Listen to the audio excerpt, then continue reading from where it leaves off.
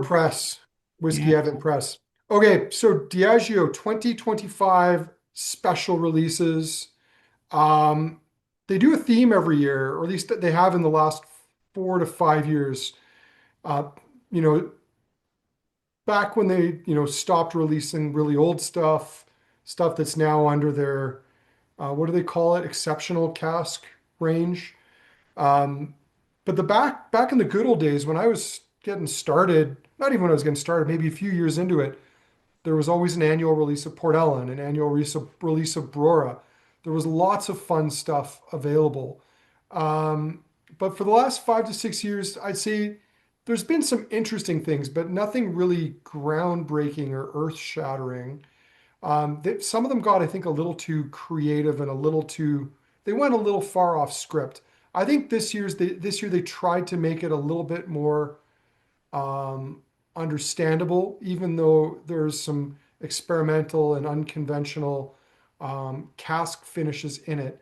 Their theme this year is Horizons Unbound, which is sounds like something a marketing department would come up with. It's fairly vague and non-offensive. Um, but there are some interesting things that they've done this year, whether they're actually going to have a material impact on the spirit or they're more of a gimmick.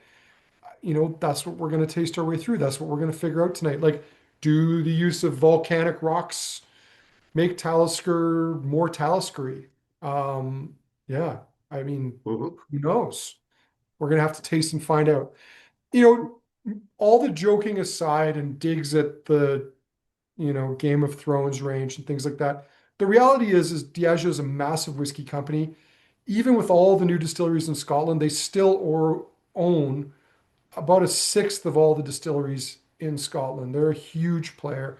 They have whiskeys that we love, like Clynelish, Lagavulin, Talisker, Oban, Kalila, to name just a few.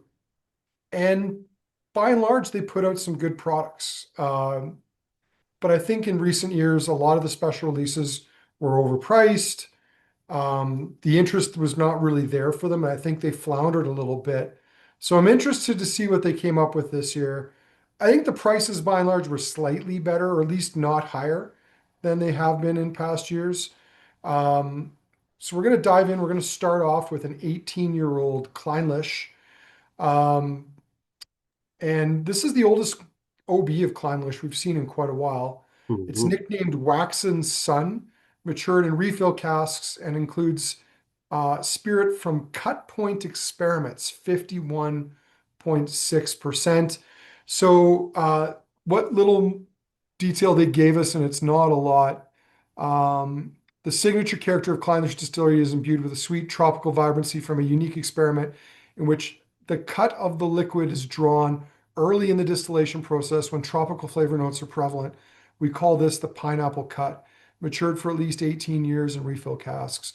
So right off the bat, I kind of am excited. We've got a refill cask Clynelish here at 18 years, which is my jam. That's going to be a spirit-driven whiskey. And for those of you, props to those of you who were on our Nick Nean tasting on Friday, because one of the things Annabelle talked about was trying to get some of those fruitier notes at that higher cut point for their younger distillate, the distillate Mm. that they expect to mature and bottle to a much younger age than the other style they make, which is interesting. Their other style is a bit more robust and is designed to mature for 10 years or more before it will be available for bottle. So here's the Clynelish. Let's dive in. What do we got on the nose, guys? Sammy Samhiri says, I get more apples and pears and honey than pineapple, but the nose is really good regardless. Um, I tend to agree that that honey note's definitely there, almost like a little bit of a honey lozenge note in there for me. Really soft There's honey notes in there. there's a faintly medicinal note, and Yeah, it's almost, I'm wondering if that higher cut point you're getting, I mean, it's still ethanol, right? Because methanol is the kind you don't want, or have I yep, got those yep. backwards? I always get them mixed up. One's good, one's bad. That's the important thing to know. But getting those like that higher cut point means you're going to have more volatile spirit. You're going to have spirit that's got a bit of a sharper edge to it. Um, so maybe that's the trade-off is you're exposing the spirit to that or the full run of that spirit to having a bit more heat on it. Although it's not really sharp, it's just kind of hot. Yeah. Yeah, put in the chat. I'm getting a lot of chamomile tea, especially when if you add a bit of honey to that chamomile. I Yeah, agree with the pears, a little bit of lychee as well. the honey is kind of a creamed honey, as opposed Hmm. to like liquid honey. And the apples, I think the apples are a good call, but to me, it's more like the apple skins as opposed to the apples Hmm. themselves. It's got a nice, like, faint earthiness to it. What do you think in Harmony? I'm agreeing with you. Um, there's something about the nose. Immediately, if you hadn't told me it was Clynelish, I would maybe have guessed Clynelish, but there's a little bit like notes of like the Campbelltown and like First Fill bourbon. Uh, Hmm. kind of that's where my nose went initially. It's like, is this like a First Fill Glen Scotia? Kind of funky, Does have really honeyed. it does have some of that freshness of Glen Scotia, like not really going into like ozone notes like Glen Scotia does, but it does like remind me of like just smelling like a fresh fleece vest or something like that, like straight out of the dryer. Well, it's got that Um, clean oil note like that you get Mhm. yeah. in some Glen Scotias as opposed to the dirtier ones. Because, Hmm. I mean, while on the one hand it is slightly waxy, it's not as waxy as I would expect for Clynelish, which makes me wonder maybe this is Clynelish from that period where they cleaned out the what is it, the gunk in the trunk, I believe is the technical Hmm. explanation for why Clynelish lost its essential Clynelishiness at one point in time. And it was they couldn't figure out why, and it had to do with the spirit receiver tank where the spirit collects before it goes to bottling or to casking, to filling casks. So it's stored in this container, and it was basically building up this oiliness in it that was lending a waxiness to the spirit. Now, I'm probably not explaining that entirely correct, but I believe that's what Yeah. settled on was the reason. And since then, they've kind of changed how they clean the distillery to avoid running into this issue again in the future. That's I a think good actually point. Kurt had said that what happened was they found out somebody had dumped a shitload of Yankee candles in there a couple of years back. Uh-huh. You can quote Kurt on that actually. Cool. That's what we call hashtag facts, alternative Yeah. facts. Well, let's give it a taste. We've just been nosing this. It tastes like the apple skins that you mentioned, Andrew. Hmm. Like if you peeled an apple and ate the skins first, it has that kind of waxy, chewy texture to it. Nice and crisp, nice barrel notes for me. Get a little warm and toasty. Yeah, And just a touch of bitterness there too. yeah, Apple skin wise. Yeah. yeah. Well, Well, even the just the waxy notes are spirit. quite nice. I mean, Hmm. it's waxier than I thought it was going to be based on the nose. What are we talking ABV here? We're at 51.6, so not overly high, No. but yeah, it's showing well on the palate. It's a little it's a little flat in the sense that it's not as tropical as I was kind of hoping. I think Hmm. um, I would love to see this in like another 5 to 10 years. Yeah. Which is not to say it's not good. I think this is a great whiskey. It's just it's not 18 years refill cask Clynelish. I was expecting something like fruitier. So the last Clynelish I had was in the Macbeth Act Two collection that we recently did a virtual on. And that one for me, I know a lot of people liked it. For me, it was a little bit underwhelming. This one Mhm. seems a little bit more rich and robust stylistically. How would you rate the difference between the two? Uh, two different nights. I'd have to try it again. Yeah. But I mean, I think I would say that like as much as I did like that Clynelish, I'm pretty confident it wasn't in my top tier that night. So Mhm. though correct me if I'm wrong, I seem to think at least seven, if not all eight of the whiskeys in that range this time around were like good. Top Like notch. there was Yeah, not a Hmm. they single all bad were. one. Yeah. You know, I'd have to try them side by side. I think this one just leaves me wanting a little bit more than I feel like I'm. Hmm. It's good, but it's just not. And like I'll look back at like some incredible Clynelish we had, like that 24-year-old from Single Yeah. Malts in Scotland, which was a tropical fruit bomb, honeyed, waxy, just I mean, heads and shoulders more interesting than this. Even that 13-year-old sherried G&M Clynelish we had, I think was just Hmm. so much more full of character and interesting. Like it's Yeah. damning this with faint praise. Like it's good. Don't get me wrong. It's just not like knock my socks off good. Well, I'm sure we'll get into the biggest elephant in the room more, and it's already been touched on, but like I think and maybe this is better for a lightning round thing, but in a vacuum, I think this is really good whiskey. And then you look at the price and you compare it to other Clynelish you've had in the past, like that one, the SMOS Clynelish, which was $140 less. Mm. Uh, Yeah.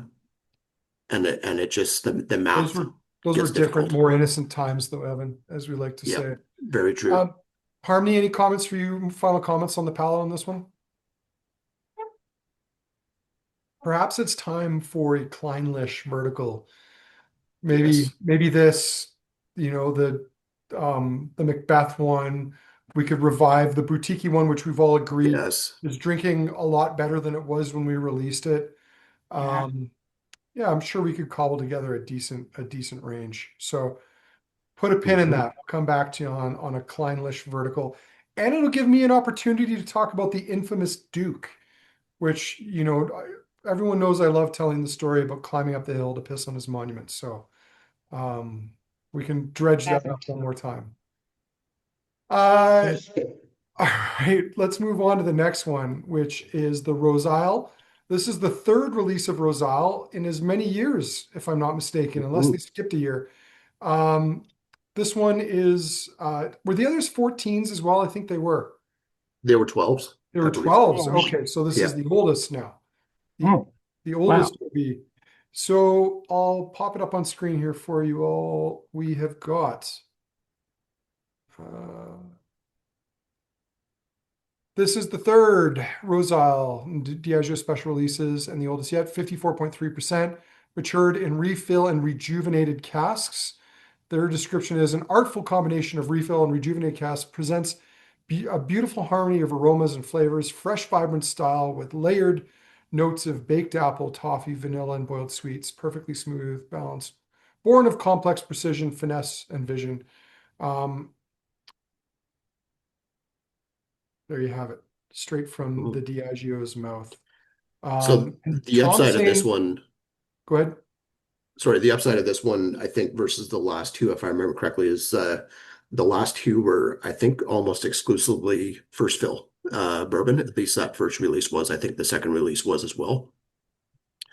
The one potential downside is I remember reading about Rose Isle being almost set up to create many different profiles Yes. of whiskeys. And although I mean, we've only seen three releases, but it's never really been touched on with these releases what one, Mhm. their official style is, or two, what the different styles could be, Mhm. which I'd love to start seeing. Well, I mean, sure, but is there room for Yeah, more distillate out there very true. in the Scotch whiskey verse? I mean, maybe there is on a curiosity level. So yeah, for those who don't know, Roseisle Distillery was opened by Diageo. I want to say like 2008, 2009, somewhere in there, late 2000s. And they could see that the demand for whiskey was going up. They wanted to create a facility where they could have, an enormous amount of production, and they wanted it to, as Evan said, have some flexibility. The idea here was really just to bolster blends and to free up single malts that might be going into some of the Johnny Walker blends to free them up with production at a site that would, augment that so that more Hmm. whiskey could essentially go into Clynelish. They could go into Oban, some of these other distilleries that they needed for the Johnny Walker blends.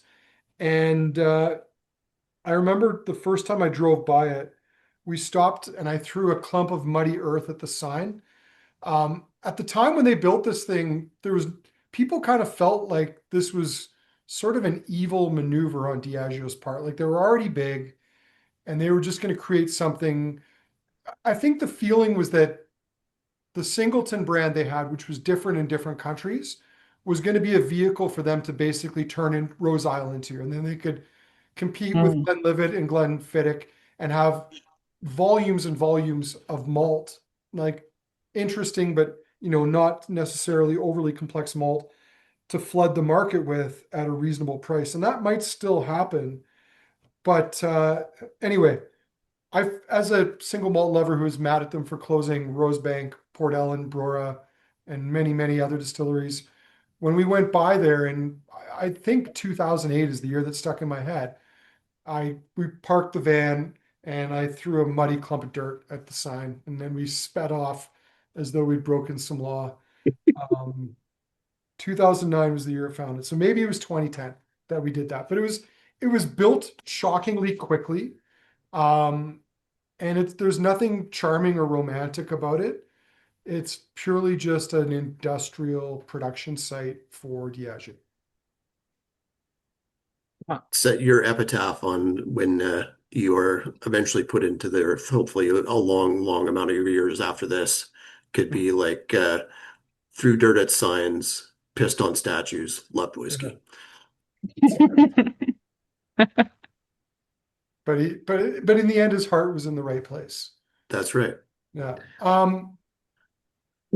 What do we There's think of a it? there's there's a real again waxiness to this one. It's a little Mhm. bit more woody waxy, I would say, like a polished wood note coming through for me. Maybe that's the refill cask coming through. Um, getting those a bit of apple skins in there as well, but almost into like pressed apple juice on the nose for me. It's quite spicy, to add to that um, Hmm. touch of waxiness. So that spiciness is there. It's nutty. There's something kind of fermenty about it on the nose too, or like a Yeah. kind of like an overly cooked oatmeal. Yeah, and like mulling spices, I think is where I'm going, like along with your spicy note, almost into mulled apple cider on the palate there too. Mhm. Harmony? Hit me hotter. I wasn't ready for that. Really got Hmm. me.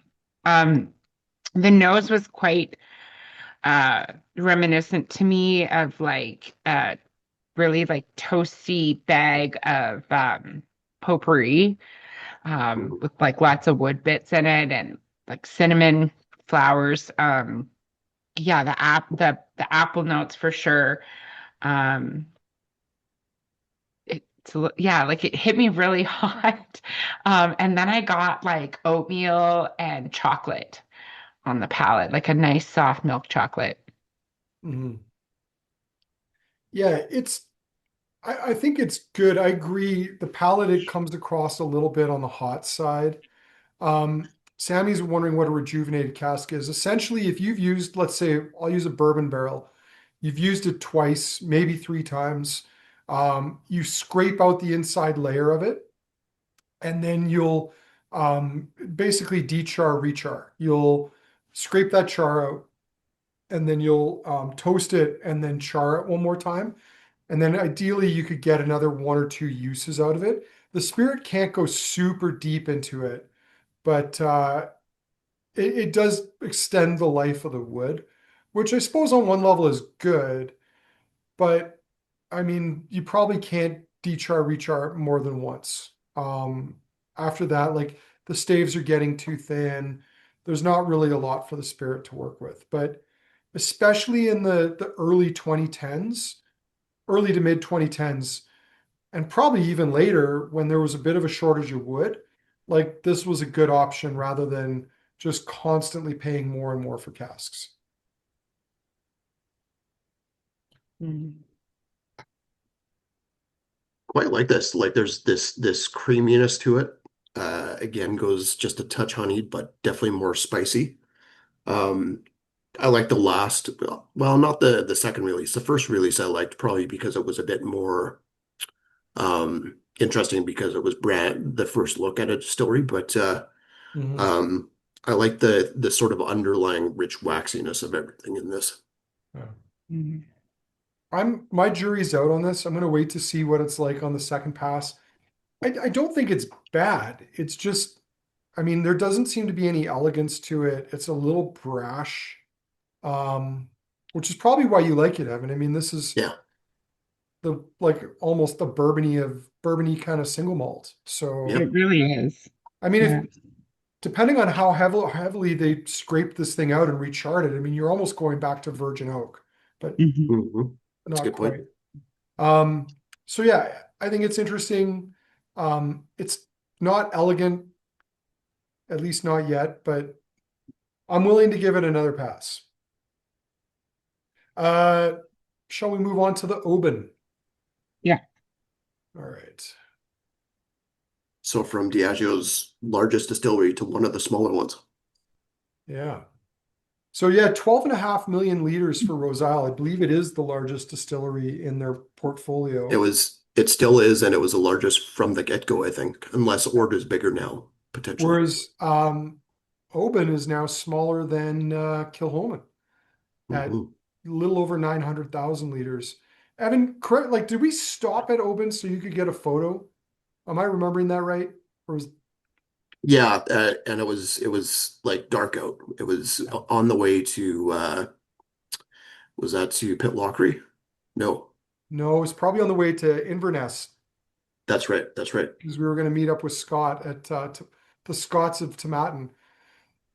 So here's the Oban 54.7 ex-bourbon casks. And this is their little write-up. The comfort of home draws you back like a warm welcome after a long journey, like the Highland gull that flies far but always returns. This is the taste of coming home. Maturation ex-bourbon for an expression that's deeply warm, sweet, and rich in character. Okay, so nothing earth-shattering or revolutionary here, other than that it's a younger Oban than we're used to, rather than the 14. This is a 12, primarily ex-bourbon. Now, Evan, I don't want to put words in your mouth, but do I recall that at one point this was like your favorite whiskey, or was the one of the whiskeys that got you into whiskey? So yeah, Oban 14 was the first whiskey I ever had, the first Scotch I ever had that got me hooked. Um, uh, 23 years ago now, and so it's still that memory is near and dear to me. Oban honestly is not a distillery I've really paid much attention to over the last decade or so. Um, the 14 is always fun to revisit, but it's not one that really sticks with me. A few times I've had a chance to try some of the 21s and they've been really good. But it's not one that I just keep on going back to, that's for sure. Yeah. Well, I think like a lot of people, Lagavulin 16 was my kind of gateway, along hmm with the Bowmore 15, the darkest way back when. And yeah, your palate changes over time. Um, you know, being exposed to a lot of single cask and cask strength stuff, it can be kind of hard to go back. But Yep. yeah, I mean, this is it's got an interesting nose to it. I'm not really quite sure what to make of it right off the bat. First thing I got was it almost goes into like the Mr. Clean cleaning solution concentrate that we have. Uh, in the bathroom. So, I mean, if you're at our whiskey festival and you want to nose it, uh, use the bathroom, I guess. But it has this sort of like cleaning solution, slightly solventy note, and then some saltiness to it, and then an underlying like really rich malt note for me. Mhm. Mhm. Yeah, tangy fruit. There's a salty maritime note to it, and we can talk about where that comes from, what the origin of that is, given that, like Talisker, Oban spends mere days at the distillery. It's then put into a Mhm. tanker and trucked away to be matured in central Scotland. Um, but the nose, I mean, it's nutty. I'm getting more citrus on this than I did on either of the first two.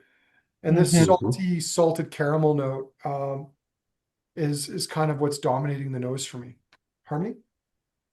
My initial nose was like overripe bananas and I Mm, second Peter's Demerara sugar notes. Mhm. Um, I did get a little bit of that polish that's like really overcooked, over soaked oats, Mhm. kind of on the nose. And then I snuck a sip, and that for me that oat note really carries through, and it almost has like a yeasty sourdough Ooh. mhm. kind of thing happening, which is nice. But you do get some nice kind of baked fruits and apples, and it's not bad. Yeah. Mhm. Yeah, Yeah. really toasty on the palate for me, with a slight note of like mocha coming through, and still that saltiness as well. Yeah. Yeah, the saltiness is nice. Like for me so far, this one seems to have the most going on, Yeah. Mhm. um, like beginning to end. I don't It, I think like the Roseisle, to me, it's a little rough. Would Mhm. be my knock on the palate. I find the alcohol is a bit sharp. Like you said, Harmony, I love the oat notes. Like it reminds me of those oat cluster things that Chris makes for the festivals that are sort of sweet. Um, know. uh, bit of citrus, some brown sugar, um, and salt. It's good. It's not mind blowing again. So maybe I'm expecting too much, being a little too harsh. But yeah, just it like this is $195, and to me it just doesn't come across like $195 whiskey. Yeah, I don't disagree with I I'm looking at these objectively. So far, nothing's really wowing. Yeah. Nothing's been awful. But again, when you put it back to the price and what you can get in store today for that, you know, Hmm. it's tough to rate. Yeah. Well, we'll see where things go. It's funny. I was just on Whiskey Base looking for something to see if there was anything more about this. And I was just quickly scrolling down to see what people said. And I mean, if anyone's wondering why I kind of started off this tasting, a little bit guns a-blazing, um, Mhm. I think this one comment on here, this is on the Oban, sums it up. Although this guy I think's being a bit harsh. I believe there's a reason why the standard is bottled at 18 years old. Okay, but not quite finished yet. Otherwise, it's very commendable that they've refrained from any barrel cosmetics. So I think, you know, I agree. I think it's commendable that they gave us something a little more naked. In fact, all three of the first three whiskeys we've had so far has not had anything kind of Yeah. flashy. I mean, Mhm. rejuvenated barrels. I mean, we're still talking American oak. Like, there's nothing that groundbreaking about that. And Mm. they've not put lipstick on any pigs so far into the tasting. And so I think that's cool. But again, I think in the market that's out there today, are these interesting enough? And I want to fully reserve my judgment until the speed round is done, to justify close to the pricing that they're asking in a market where you have a lot of choice. Like, I think Yep. that's where I'm struggling with some of these is that they're good, but they're not good enough. Yeah, I tend to agree so far. I think like one thing I do like about this whole line and the special releases that we've seen over the last 3 years. I mean, that's the only time I've really had all of them, where most of them has been in the last 3 years because we've done the virtuals. This is the first year where we've done it on the year that they were released, which is interesting too. But There's a they side don't story on that. change. Yep.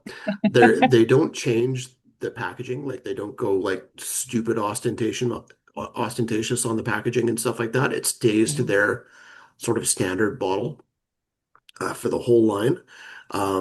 They put some fanciful artwork and stuff on it, which is fine. But um, the downside of that is again, you wonder why you're spending the prices you are sometimes. Yeah, agreed. So let's move on to the Glen Ord. This is exciting, I think, if for no other reason than that we haven't seen Glen Ord uh, for Sorry, years. Andrew, I think it's the Teaninich next. Oh, is it the Teaninich next? I've Yep, got, which is potentially the oh, one very innovative one in oh, the all lineup. right. My Yeah, bad. Yeah, sorry. We are going to do Teaninich next. Yeah, this is the most innovative and unique. And, it's interesting. There seems to be a lot of distilleries putting out ryes these days. I believe it's still called a single grain, though, isn't it? Yeah, yeah. I single, don't think they can call it a rye whiskey. not even with the weight of Diageo behind them. So, Mhm. yeah, next up, Teaninich 8-year-old. It's an 8-year-old rye whiskey from the Teaninich distillery. What did they say? From a bold 2016 rye experiment using Teaninich Distillery's rare mash filter, we bring a standout Scotch. Malted rye and barley are mashed together for a distillation matured in ex-bourbon casks. This bold deviation yields flavors rich and subversive spicy toffee sweetness and thick with deep aromas of cinnamon and clove, a marvelous atypical taste that proves fortune favors the bold. Um, I can't help but think of Chat GPT. South Park memes about Bitcoin with the use of that fortune favors the bold. Uh, Hmm. I mean, of all the distilleries to make a rye at, this one makes the most sense. And they didn't even mention, I think, the most salient reason why. And it's not even the mash filter, it's the fact that Teaninich has a hammer mill. And Hmm. you can't run rye malt through a regular like roller mill, like the Porteous or um, what's the other one, a bobby mill. Like you can only put it through a hammer mill. Like it's a very tough grain. Now the mash filter makes a bit more sense than a mash tun because one of the things rye is notorious for is gumming up a mash. I know this because I've made whiskey at my friend's distillery with rye, and it was a lot of work because we even had to put corn husk in just to be a filter bed so that the liquid would drain through it. It was a bit of a hot mess. But this is interesting. They're not the only ones who have experimented with rye. Obviously, Inchdarney did as well, though given when this was produced, it begs the question who did it first. It might not have been Inchdarney. Inchdarney might have been first onto the market with their rye law. Hmm. Um, and there's others. Arbiki, a number of distilleries that are either here or not here yet. But yeah, So I think I'm going to be opposite of Tom and Harmony, but Tom's note there is fantastic. This might be the least favorite nose on my least favorite nose on a whiskey so far this year. Like someone left sharp cheddar cheese in a bag of freshly used gym shoes and socks. Great note, man. It but smells like but rye to me. yeah, I mean, this is interesting. It It's it it actually rye and noses like more. if what's that? It's rye and more. Yeah. Uh, It to me it noses like Teaninich made a rye. Where you get the Teaninich sort of grassy minerality, but you get those rye notes in there as well. It even has a bit of these like you mashed them up on the really dusty floor full of grain, but like the lime jujube note that I get on Alberta Premium products sometimes. The reviews on this on Whiskey Base are not charitable. Um, but I mean, like just on the nose and knowing what this is, I'm kind of with you, Evan. Like this is not single malt, so I'm not gonna Yep. judge it on that scale. If I were to nose this blind, I would just assume it's some kind of Canadian craft distilleries Yeah. like funky new offering. It's like if Ardent American strictly use tequila casks, maybe. yeah. Like I'm getting some of that German spelt bread, that like really kind of bitter, thick bread. I'm getting like unflavored Greek yogurt and like chalkboard dust all rolled together. Chalkboard dust. Yeah, That's a good I note. totally agree on that chalkboard dust note. Palette, I think you're bang on with the Canadian craft distillery note. Yeah. It still has that chalkiness in there as well. Hmm.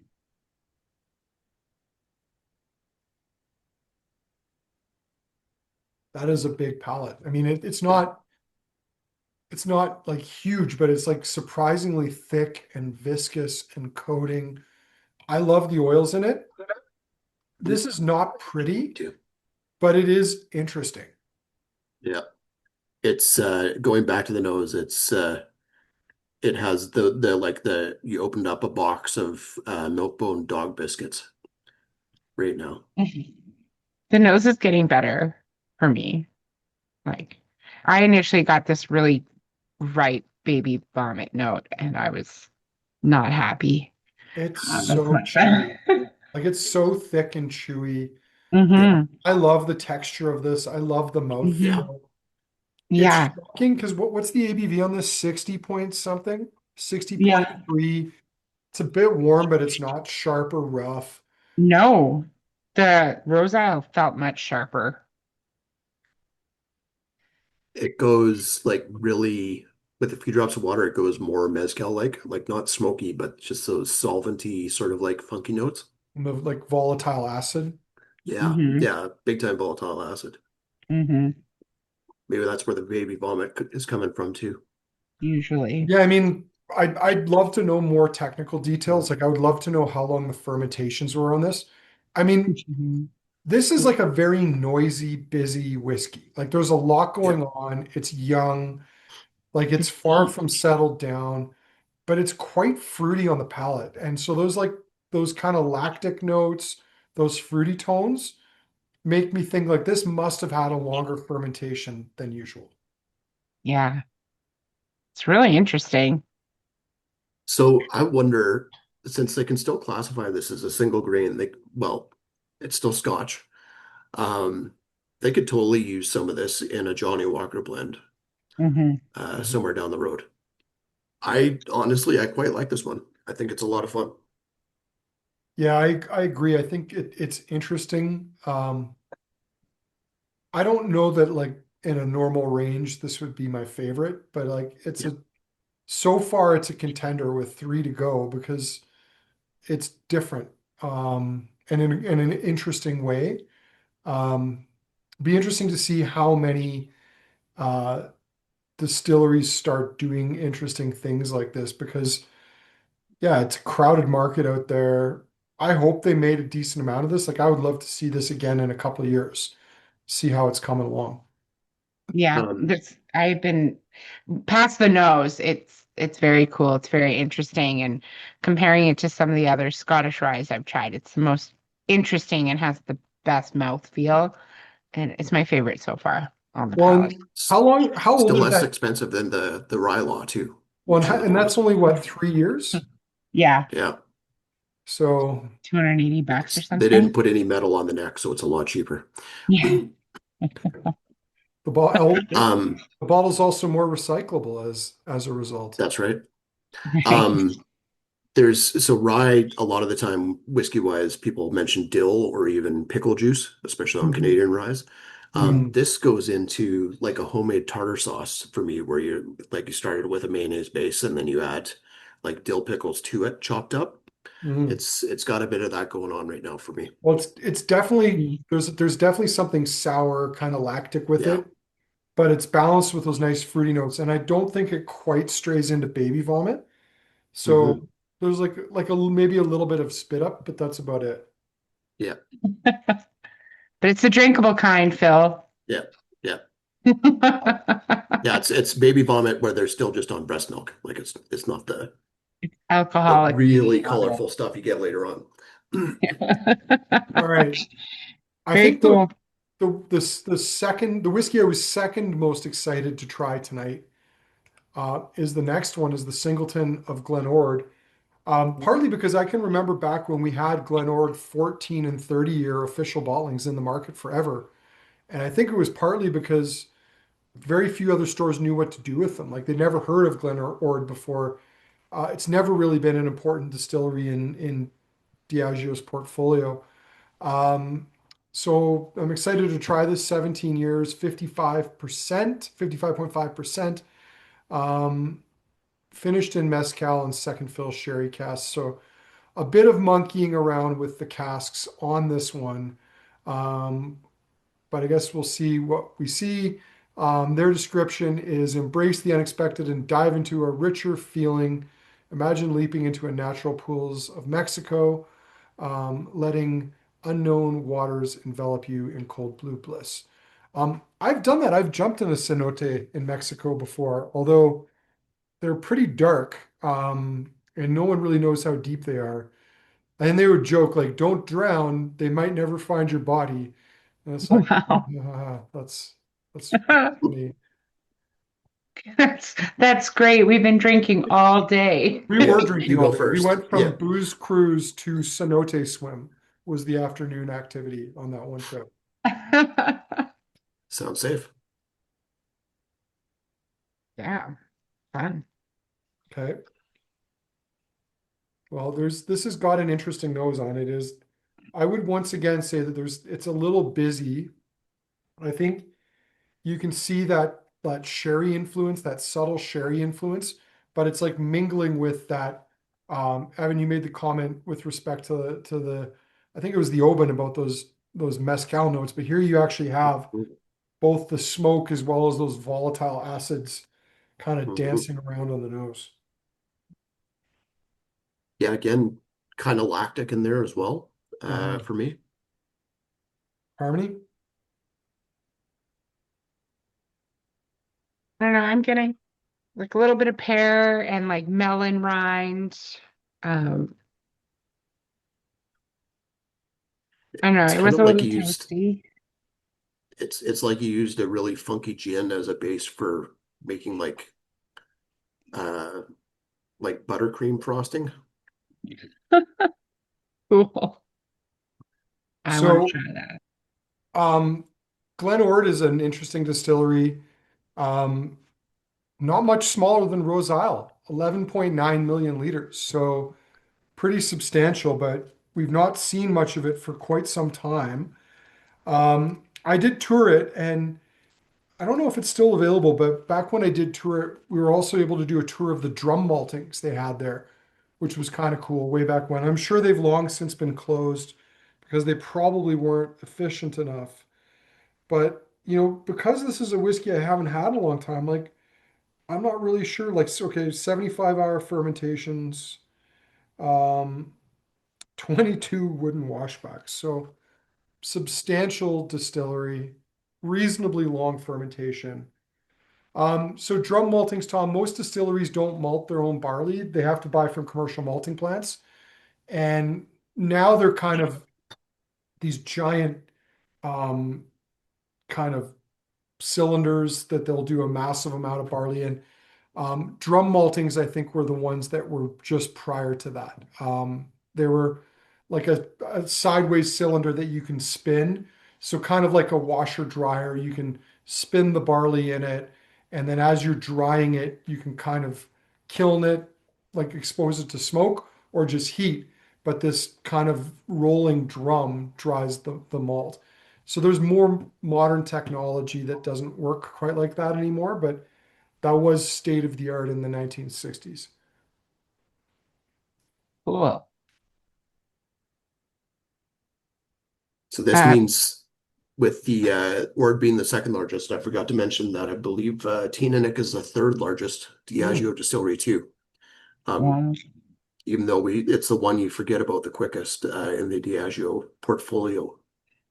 Holy. The mezcal really comes through on the palate. yeah. It's quite interesting. But I mean, it did spend most of its time in mezcal, um, which is Mhm. very unusual. Usually people just do like a finish, but Yeah.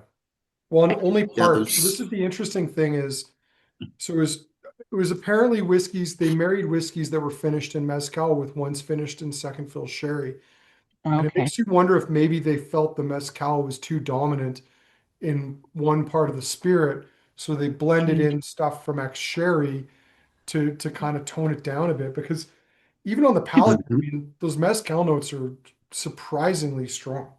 Yeah, Yeah, which is lots of interesting VA. because you don't associate Glenord with any type of smoke, and there's quite a bit on there. Yeah, Yeah, and it's really peppery as well it for me. is.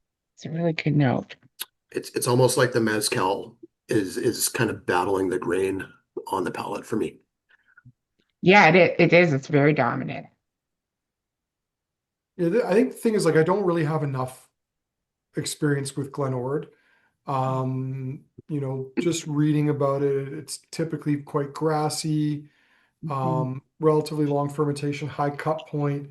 So you think it might be fairly like fruity, malty, and I think you get some of that, but I think this is kind of a bit straying back into the like Diageo getting a little too cute with Yeah. some Mhm. of the past special releases because I would just love to know what 17-year-old Glen Ord tastes like from Mhm. refill casks, ex bourbon casks, like something a little bit cleaner.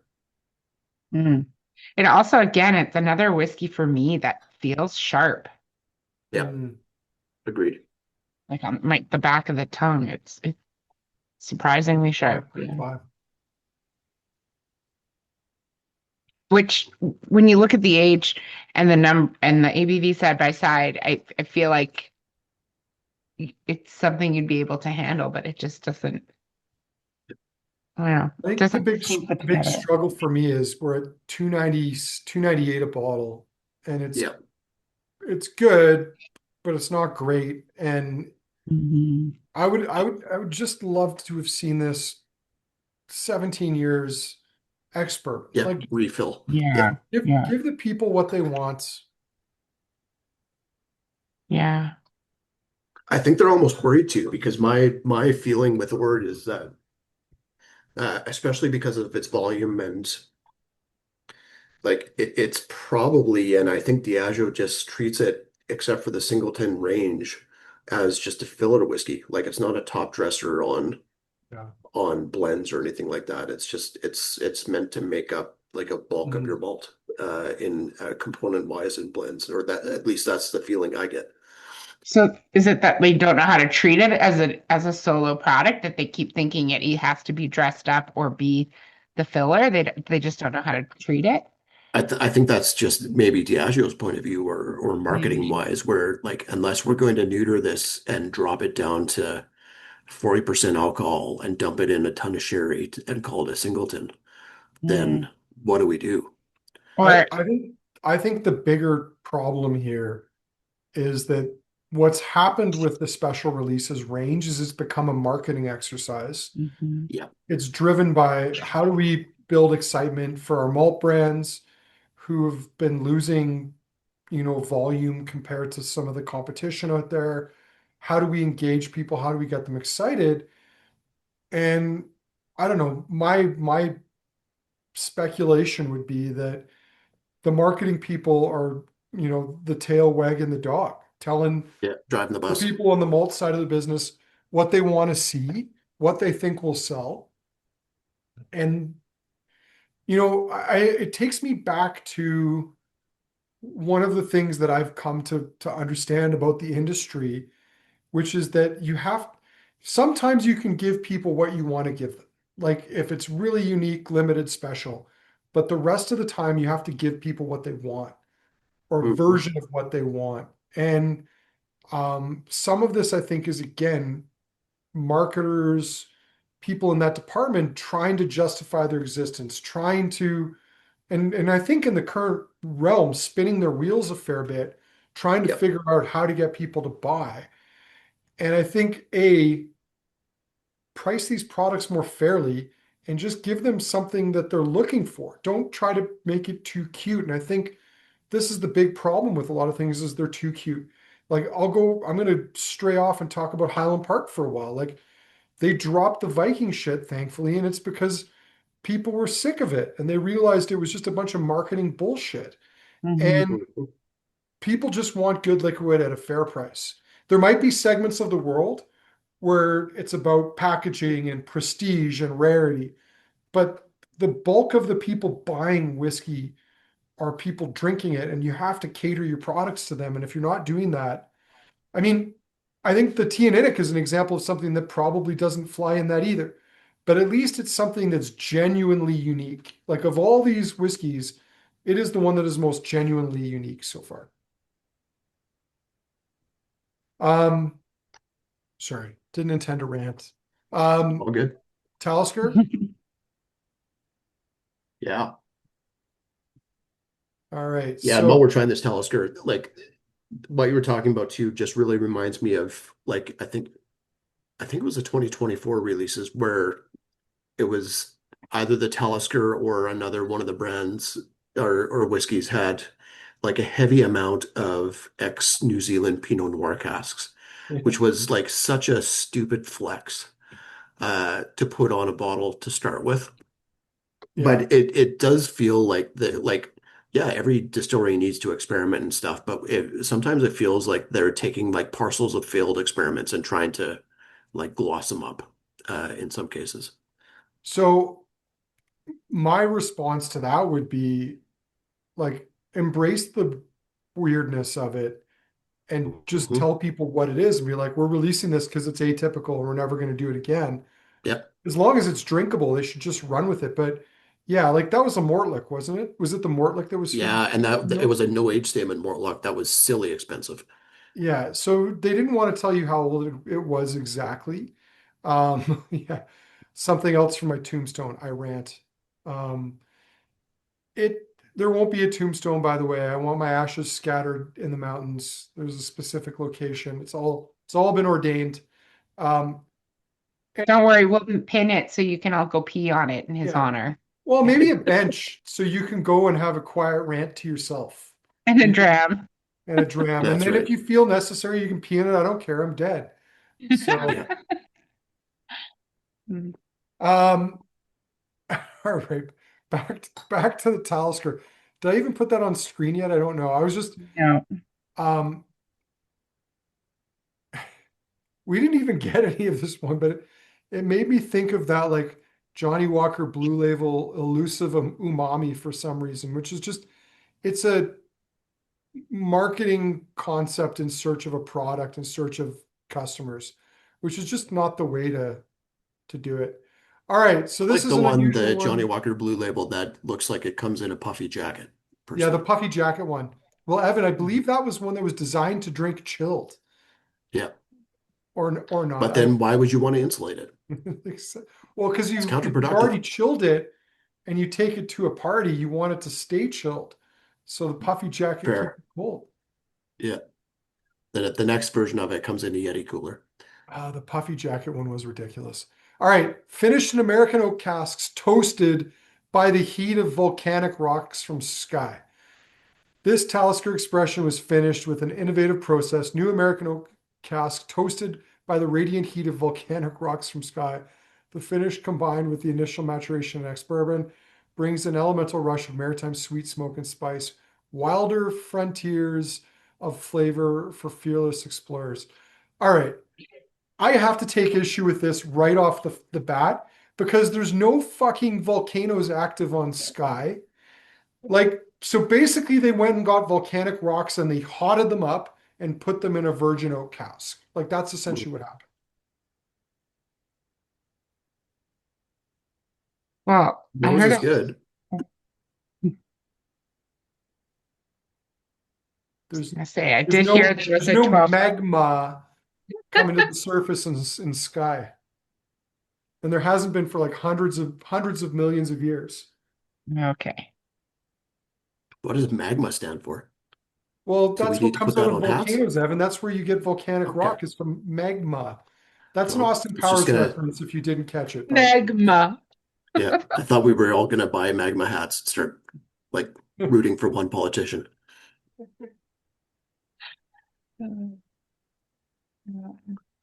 I don't dislike the nose on this, despite thinking the whole concept is ludicrous. It seems youthful on the nose for 14 for me. Like Hmm.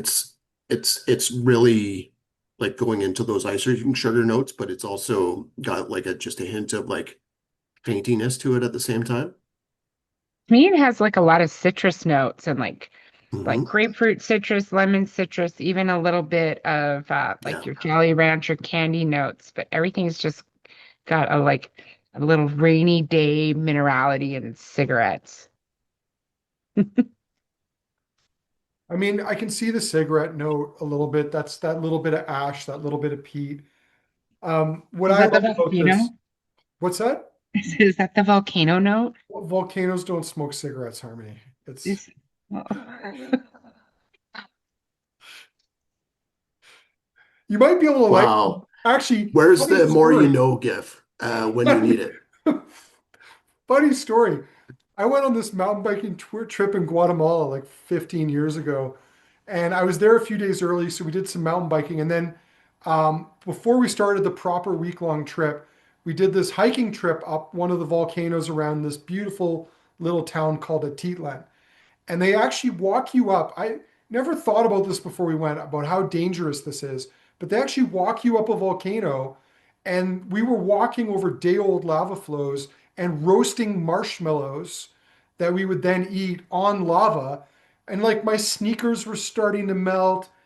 About 3 years after I did this, some Americans were like horribly burned because they strayed off somewhere. One of their buddies got like fell down a cliff on this lava fall, and they all got burned trying to rescue him. So don't go hiking up volcanoes in South America on a guided tour. Probably not safe. But you could have lit a cigarette probably if you were really, you'd burn your fingers trying to do it, but you could light a cigarette on there for sure if you really wanted to. it's Um, not what I meant, but okay. I know, but it was just a funny joke. I get Earl Grey tea, um, uh, what's it called? Creme brulee. I don't know if you ever had that, but like an Earl Grey tea infused creme brulee. Nice. Oh, I was gonna say like the Earl Grey tea donut from I Yeah, get that. from What's that one? The it's yellow and it's Phil and Sebastian's donut company. It's not coming to yes. mind right now, but Okay. you're right. It's that cream note. I'm also getting a touch of salted caramel, but what I really love about this one is that I there's that if you go looking for it, it's not overt. There's that little bit of chili oil kind of heat, like a little faint cayenne chili oil heat coming on the nose, which is that signature Talisker spice. Mhm. The marketers would also tell you that's from the volcanic rocks of Skye, but I call bullshit on that. It's really from the chili oil they dump in the receiver casks. I I I think the whole concept behind this whiskey is absolutely ludicrous, but I love the palate on it. Hmm. I think I think this is probably to this point in the range, this is probably my favorite. I love it's juicy, it's creamy, that little bit of Hmm. salt, that nice little hint of spice. There's a lot going on here. I Yeah. mean, you could have charred the casks with any rocks you hotted up until they were like molten like gold or what is it, molten red, and put them into a fresh barrel. But like anyway, it's just the whole idea that somebody thought this thing up, it just makes me It excited. kind of goes into like prosciutto pizza with arugula, and then the either the chili oil or the chili flakes have been Wow. sprinkled on it. And they slightly charred it. Like those bits of dough that bubble out are like slightly charred. Hmm. So Chris and Sarah saying, setting aside the gimmicks and prices, Talisker tends to show well in the annual special releases. I agree. I think Talisker just tends to show well regardless, though, like in whatever bottling form it comes in. Mhm. Um, I was really hoping that Serge or Angus would have reviewed a couple of these whiskeys. I'm just skimming through now. The I was Oban was done recently, I They think. did do the Talisker. What does it say here? 86, decent score. Um, I don't have time to read that whole thing. I'm going to look at it later. I'm hoping that there's some pointed jabs in there because I think it's warranted in this case. Hmm. But the distillate's pretty good. Hmm. Yep. It's no Teaninich, but it's pretty good. Well, we shall see. I don't know that's growing on me. Yeah, I like that whiskey. It's tarry. Yeah, there's a lot going on. Fun. even like a little bit of bacon, like Hmm. That's um eats a note. like maple Yeah. cured bacon, Hmm. candied bacon even. Um, okay, what's left? Lagavulin? Yeah. Yep. What did they do to our 12-year-old this year? All right. 2025 refill casks as well as Oloroso and PX. So this actually seems like kind of somewhat of a Tame. return to the original form Hmm. because the original, or I guess I'm thinking that's the distiller's edition that was always in PX. Yeah. Yeah. Um, Yeah, the last one wasn't it rum casks? yeah.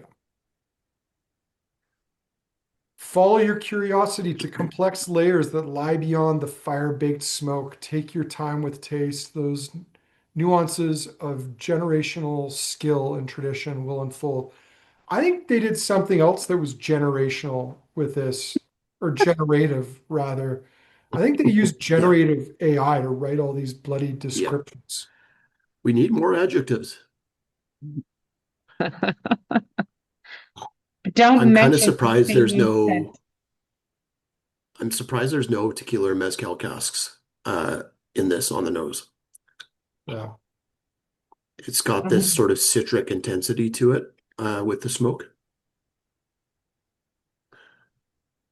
Yeah, it smells a little bit like not the smudging you get in Canada, but like when they're burning like kind of an incense like smoke in like Hawaii that's inside like those Mhm. thick leaves, which also makes me think a little bit of that citronella, like those citronella candles. Oh, that's a good note. It's a weird one, this nose.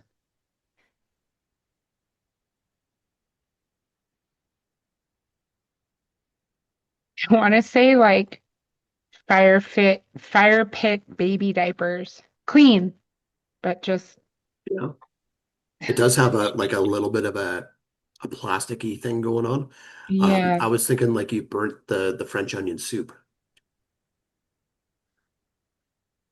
I think the palette shows reasonably well.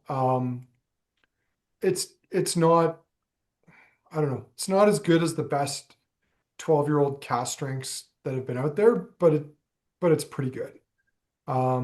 It's a bit on the weird side, like you're saying, but I don't think completely over the top either. Yeah, I'm just trying to see if any. Uh, Angus is too busy with his new distillery. He doesn't have time to dive into some of these. Yeah. Stop it, Angus. We like you when you're cynical, not when you're optimistic about something. He's too busy walking around in a high vis and a hard hat. Hmm. I think it's a decent Lagavulin. Yeah, it's not like It's insanely exciting, but I think it's quite well put together.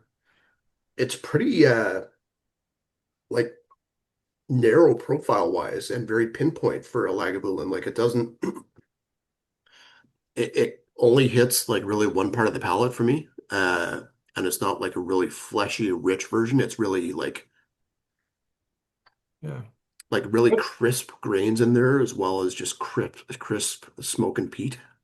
But I think that's kind of what I'm like. I'm with Lagavulin, I'm expecting it to be clean. I'm not Hmm. expecting it to be as dirty as Kalila. I'm expecting that. Well, I remember back when I was getting rolling in the industry, like Lagavulin was considered the aristocrat of Islay. Like it was the elegant smoke. Like it had this kind of clean profile to it. And I think that was one of the things I liked about it. Um, and I think that this kind of delivers on that. It's just a little busy, a little bit busy on the nose with that mix of casks.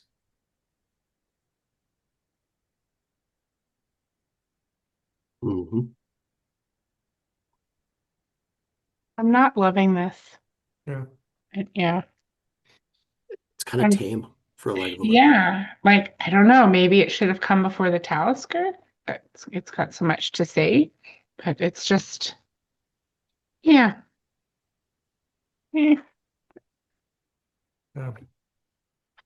Okay. Are we doing a speed round? Oh, we Yeah, I think sure we are should. going to do a speed round. Oh, All yes. right. So, are we ready to go back to climate? Actually, I need a cleansing sip of beer. I'll water it. But What that's kind of probably casks was your beer finished in, Andrew? no casks. What This kind of was lava was in the the barrel? West, but it's in my Munich mug from Mm, my high school buddies in my 2018 40th birthday trip to Munich for yeah. Oktoberfest. So Does it say made in China at the bottom or Taiwan at that point? I don't know. Wherever They were wherever they were lucky. buying their steins from, I'm not sure. Shall we on to the Clynelish? Yes.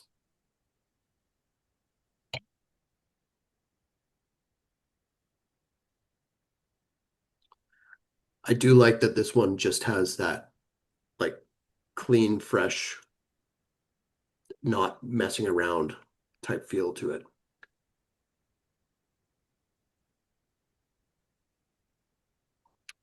Still be hard to convince me that was a lot of pineapple notes in there though. Yeah, Yeah, maybe like a really, really old and muted pineapple Jolly Rancher, but maybe. I'm getting like bruised apple. Like you said pressed apple mhm, juice earlier, and this is now like all the chunky bits that end up in a barrel that's not the juice. mhm. Still get that sort of like cleanness on the palate as well of like the fresh laundry note on the back there. Mm. Well, it's grown on me a bit. I Okay. mean, like looking back on everything we've tasted through, I mean, I think it's a good bottling of Clynelish. It's just, and maybe my expectations for it are too high given the amount of production, given the fact that, they're putting this out to who knows how many thousands of customers. It's just too big a batch. But like, Yeah. it's good. It's just, Ah, I guess I so want more. It's not as Clynelishy as I'd hoped it would be. It seems that like would it'd be be. a, sorry, go ahead, Harmony. I'm gonna change the direction slightly. So go ahead. No, no. I was just gonna say it's like a very good session dram for Yeah. something high strength, but it's not like one where it's gonna keep you enticed for hours on end. Yeah. Well, to Andrew's comment of for the production level of this lineup, I expected something more. I think that could be a very interesting blind tasting where you just put the volume the producer produces and then your Yeah. expectations come later. But if you're Yeah. Yep. producing X volume, you should be able to create consistently good and exceptional product Hmm. every Well, time. that's the biggest problem with these limited releases too. Andrew and you, Harmony, I'm sure can remember the times with the Brewers and the Port Ellens where, especially with those ones, but I think a lot of their other limited releases were numbered, Yeah. and it was out of still 8 or 9 thousand bottles. I am Transparent. betting that these are well beyond that in number. Well, they're probably Mhm. in the 50,000 range would be my Yeah, guess. Awesome. Although they might have pulled back. Like I wouldn't be surprised if this year's release is smaller. Like, versus the last 2 years. Yeah, Yeah, I could see that, especially like 2023 was huge. I feel like it must have been huge because there's still a lot available. Um, to your comment, in regards to that, oh, shoot, I just something you said about the Glen Ord, it's gonna come back to me. well, when It'll it come back. does, we'll circle back. We'll keep the Yeah. speed round rolling. Um, Roseisle 14. I like the nose. really floral right now, Hmm. and very rich with those icing sugar and brown sugar notes. Hmm. I'm A gonna little bit be of on the tulips hood in here. there. I just I Tom used this with respect to the Lagavulin, but it's kind of meh. Like I'm just Yeah, not really excited by it. It's a decent whiskey, but not at the price. Not even It, close. it's So funny. It reminds me of birthday flowers, and because it's like flowers and like vanilla birthday cake. Hmm. And it's just like in the same room. That's not exciting. Oh Okay. man. The Oban nose though is super cool. I just got like fresh banana bread. I can see the Yeah, bourbon. it's got a squeeze of citrus, and that salt is still coming through too. Hmm. Like salted banana bread. It's a little tight, a little tart. Nothing. It's kind of sharp though too. Hmm.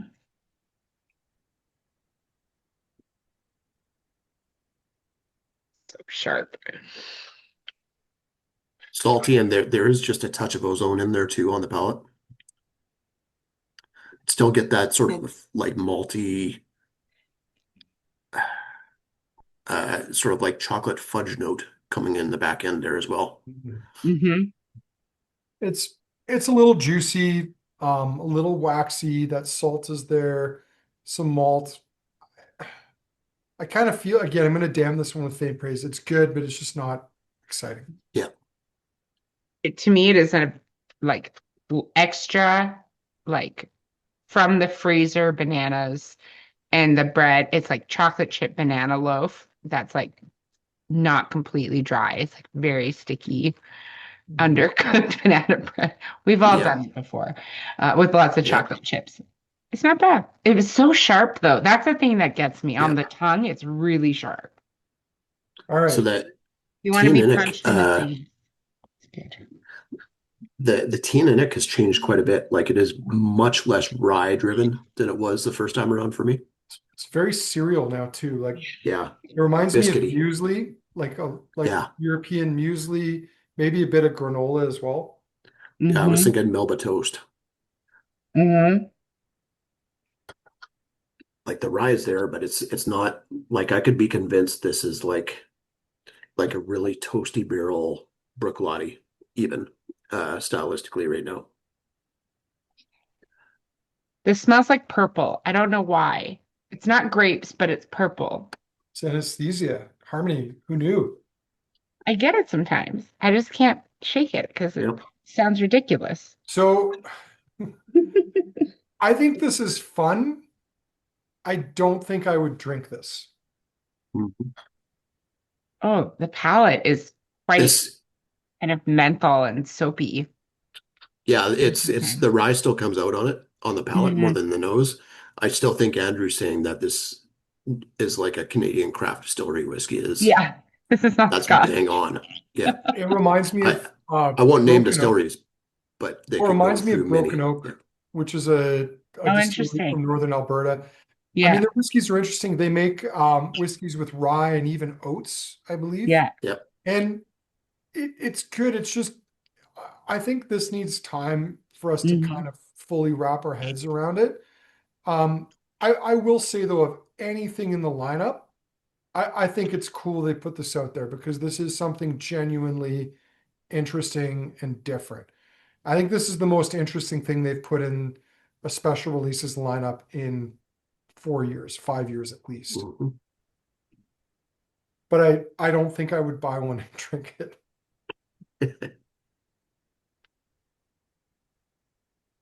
Ultimately, that's the test, isn't it? I mean, ultimately, Well, would you buy a bottle or pay for a dram of something? I think if you can't answer yes to that question, then as interesting as it is, it's kind of irrelevant. to that end too, like with your comment about the Canadian craft whiskey, we have all three of us have when trying Canadian craft whiskey from different Canadian craft distillers, usually complained about the price they come out at, Mhm. Mhm. where paying over $100 for some of them seems egregious. Yeah, And this is 151.99 for an 8-year-old. all fair points. Interesting. So, but Evan, I think I can hold three different thoughts on Yep, this at the same time. One, same. I think it's genuinely interesting. It's fascinating whiskey. Two, I would never buy it or drink it. And three, yeah, I agree with you. The price, from a Yep, rational standpoint, the price is outrageous. Hmm. yep. I like it, but I Our Teaninich single cask from Barry Brothers is the same price and a fantastic whiskey. Actually, it's less. Oh, okay. Yeah, I think it's 130 something. yeah. 31. Okay, Glen Ord, the Muir of Ord. All Fun right. fact, it was one of the few places you could get around some geological features. That's why it was a famous place. I believe that's why it's a muir of something. I believe. You can AI fact check me on that, but it might tell you to kill yourself. So beware. There's a lot of that going around with AI these Story days. of Tom's life. The mirror. It's That more makes me like so a happy. mirror of Ord. Um, Glenord. They can put it in whatever they want. That's just still tastes like some anonymous whiskey to me. Hmm. Like nothing Nothing standout or matters. special. Yeah, No. It like who cares that it's 17 years old? Like you might have yeah, not as well put an age statement on this. It's very yeah, unremarkable. yeah, The palate has improved. I will Like grant less it. mezcal. Yeah, the yeah. palate has improved, but um, And again, though, for the price, oh, that was my question is, do they try to make this like Glen Ord Singleton type bottlings like fancy and all done up for all the markets, or are they just this limited in this slapstick every So time? Singleton itself is sort of like a canvas over Hmm. three different distilleries that get released in three different regions, right? Like as Yes. far as I understand it, like some of us get Ord, some of us get Dufftown, and what's the other one? Glendullen. Thank you. Yeah. Yeah. Um, So it's an umbrella. Uh, unremarkable. So yeah. I'm going to take a page out of a Chris Walker playbook. I know he's not on the tasting Eighth tonight. favorite. No, it's not. I'd actually say this is probably my fifth favorite tonight. So it's not Hmm. at the bottom, but it's definitely Very not nice. top either. Yeah. Um, Mm. Talisker Talisker. 14. That nose is quite nice now. Like you can almost nose those lava rocks for me. It smells like you're You're dead to dumping me, Evan. yeah, well, I'm dead to you, but I'm dumping water on hot rocks in a sauna, so I'm happy. And Sorry, go ahead, Harmony. and sometimes I hate my nose because I know it's wrong. And it's like, I don't know where you're getting this from, but like husks of corn. Mm. Oh yeah. If they were on fire, I'd take it. Yeah, no, they're on lava rocks. Yeah. Yeah. I could see that, just Like like straw really, mats or really something like that. old lava, like from a volcano that hasn't exploded in like at least 10,000 years. It's along with the Clynelish, this is probably the most old school feel whiskey in the lineup.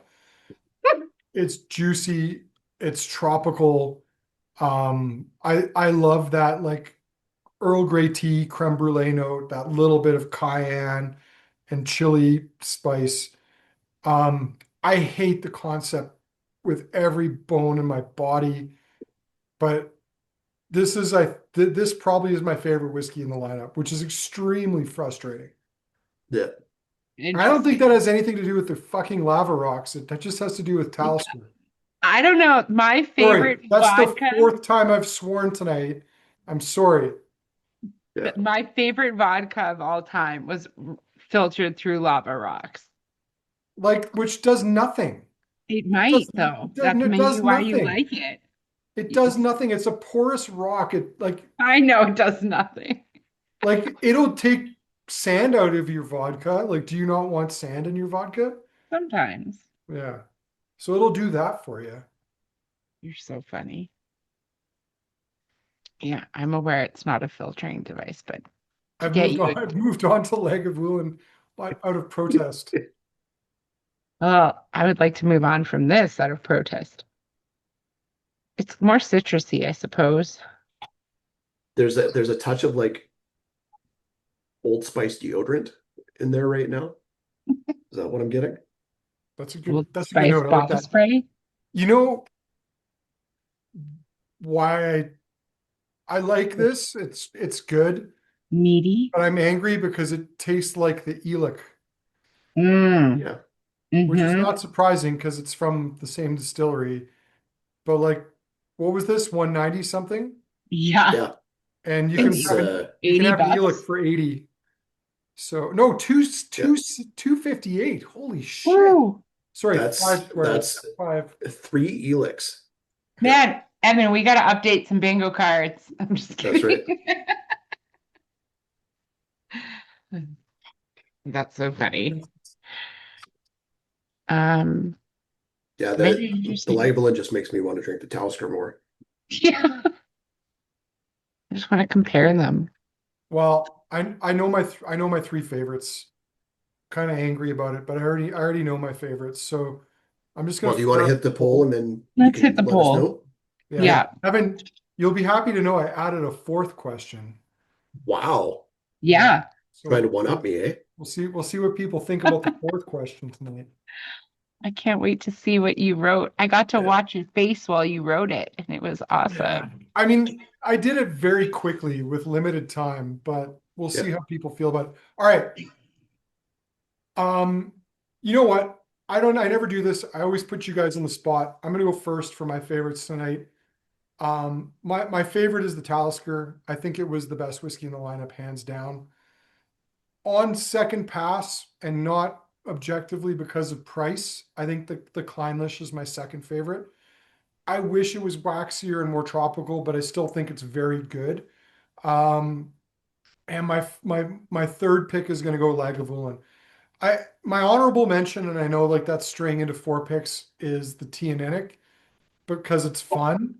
But I honestly don't think I ever see a world where I buy a bottle of that and pour myself a drink of it. So it can't be in my top three for that reason.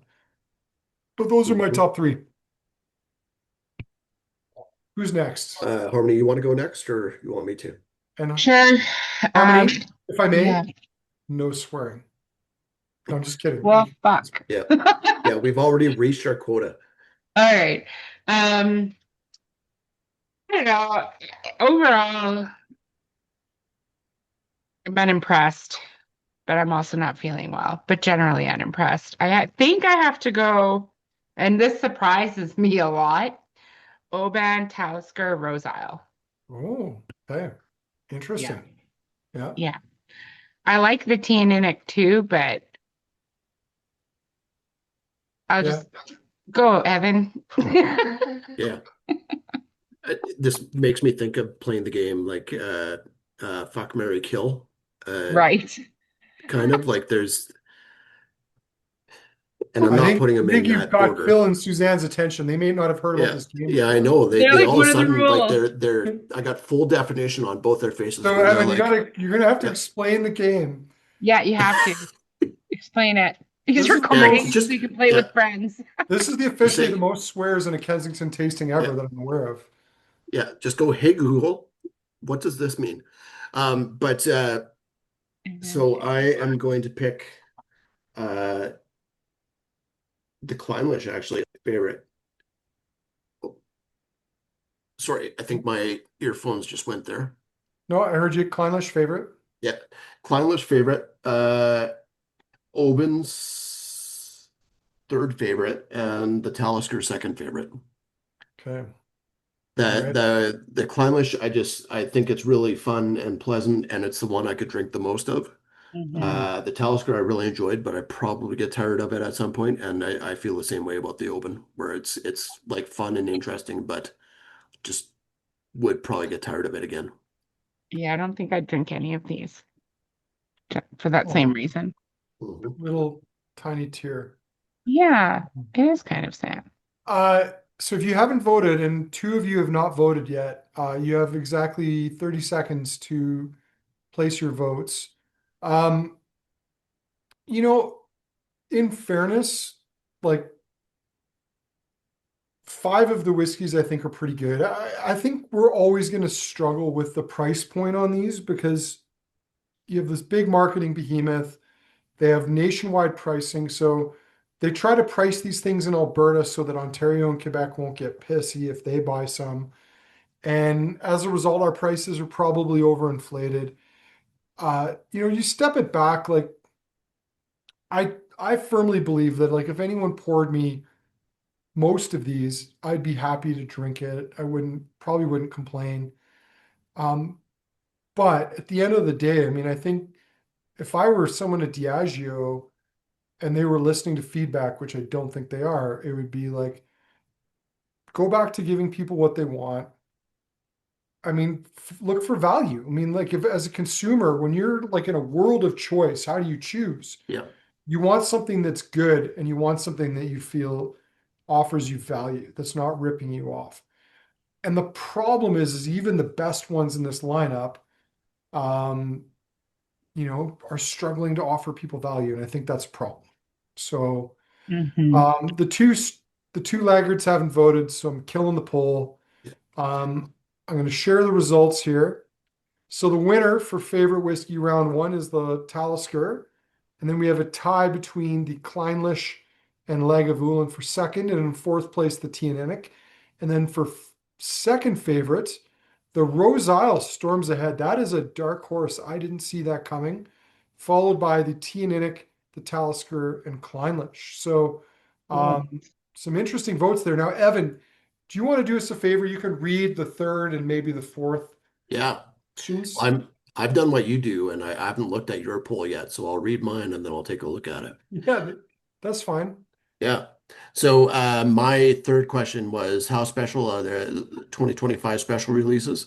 Uh, First one with one vote was super special.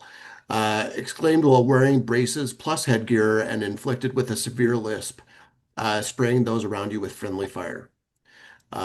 Number two with zero votes was moderately special, stated languidly while checking your Bitcoin wallet for spare change and your cabinet for empty space.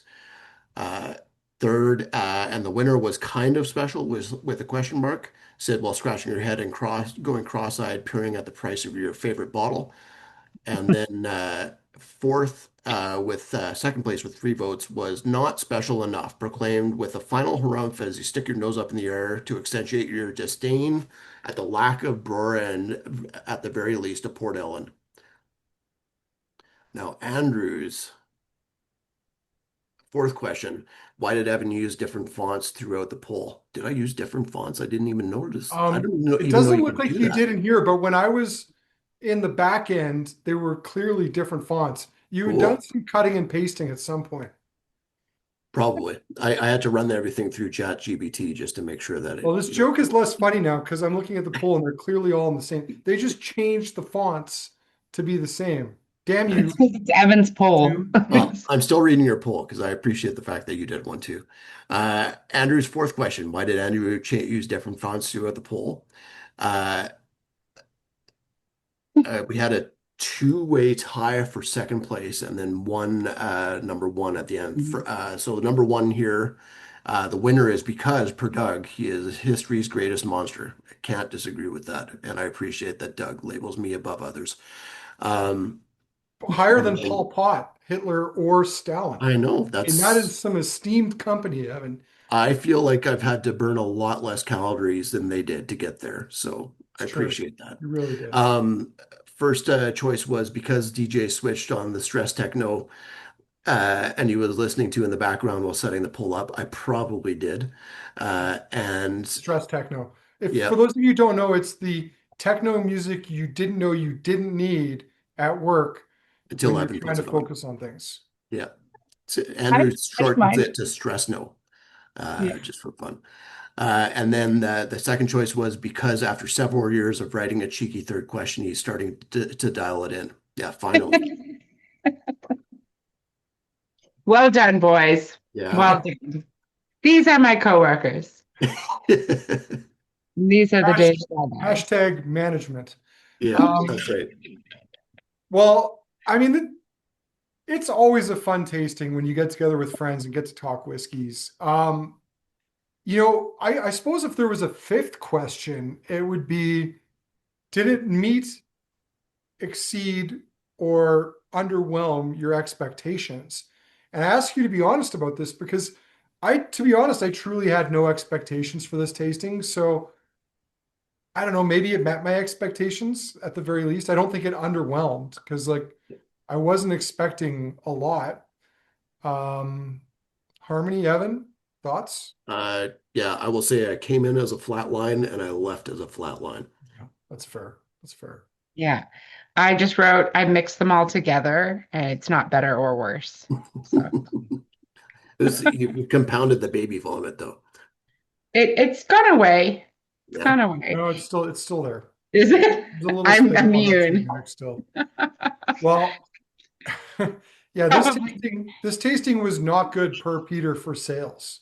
Yeah. We'll So Yeah. just, Well, and on that note, if you guys are looking to order after this tasting, here is the yeah. link for all those bottles. yeah, Evan I mean, all of them are available for sale. So this is the point I'm going to end on.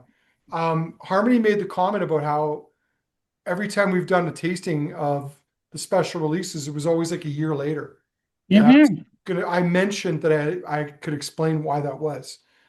For the last 3 years, for whatever reason, Diageo Canada has not seen fit to let us have whiskeys when they were released. Instead, they would give them all to like Liquor Depot, Co-op, and who knows who Doesn't else. make sense because we give them really high praise. But the Diageo rep emailed me this year and said, "What do you want?" And I emailed it to her, and she said, "Yeah, no problem. You were the only person that took exactly what he said he was going to take last year." So that's why we got him on time this year. Because So we're honest. there's something to be said for like living up to your word. So I never told them I wouldn't potentially talk shit about the whiskeys. Yep. That's my seventh or eighth swear. I've lost Well, lost and let's track. be real. Diageo doesn't care what you say about the whiskey. They They just care really if you don't. buy They it. really Yeah. don't. Just buy Yeah. it. Yeah. Hashtag I still want to be a keeper or a master of the Quake. Sorry, I'm already the keeper. Yeah. Yeah. Dr. Nick, if you're still out there or whomever, Listen. Jim Beveridge, you know, Yeah. I love that. Andrew's your He was guy. like, Tim Beveridge was born to it's be not in going to this happen. industry. Well, Harmony, Evan, everyone, thank you. This tasting was fun, even if not all the whiskeys were buy worthy, but still, I think it was a good time. So Absolutely. until next time, everyone, have a good night. Keep fit and have fun. I feel like that just needed to be said. Sure.